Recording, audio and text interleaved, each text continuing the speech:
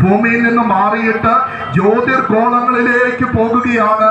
അവിടെ എവിടെയെങ്കിലും ജീവന്റെ നിലനിൽപ്പുണ്ടോ ജീവൻ നിലനിൽക്കുമോ എന്ന് അവർ അന്വേഷിക്കുന്നു. എന്നാൽ ഒരു കാര്യം യേശു തമ്പുരാൻ പറഞ്ഞത്, എന്റെ പിതാവിന്റെ അടുക്കൽ അനേക വാസസ്ഥലങ്ങളുണ്ട്. മാലിന്യക്കൂമ്പാരമായ ലോകം വിട്ട് എങ്ങോട്ട് പോകണമെന്ന് അവിടെ കൃത്യമായി ഓർപ്പിക്കുകയാണ്. അത് എന്റെ പിതാവിന്റെ അടുക്കൽ അനേക വാസസ്ഥലങ്ങളുണ്ട്, ഇല്ലെങ്കിൽ ഞാൻ നിങ്ങളോട് പറയുമായിരുന്നു. ഇത് വെറുതെ പറഞ്ഞ് അത് ശിഷ്യഗണത്തെ ആശ്വസിപ്പിച്ചതല്ല.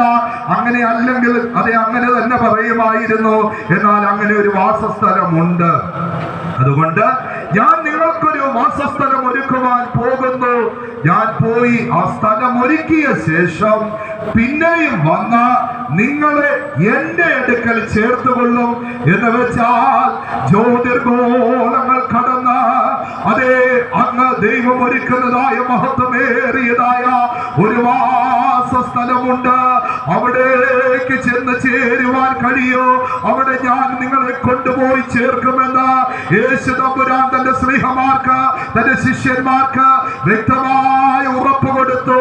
ദൈവവചനം വിവിധമായ ഘട്ടങ്ങളിൽ ഞങ്ങൾ വായിക്കുകയും മനസ്സിലാക്കുകയും ചെയ്തപ്പോൾ ആ യാഥാർത്ഥ്യങ്ങൾ അറിഞ്ഞതിന്റെ ഫലമായിട്ടാണ് ഒരിക്കൽ പാരമ്പര്യത്തിന്റെ കെട്ടുകളിലൂടെയും വിവിധമായ നിലകളിൽ കടന്നുപോയതായ ഞങ്ങളിൽ പലരും ഈ വിശ്വാസ മാർഗം സ്വീകരിച്ചത്.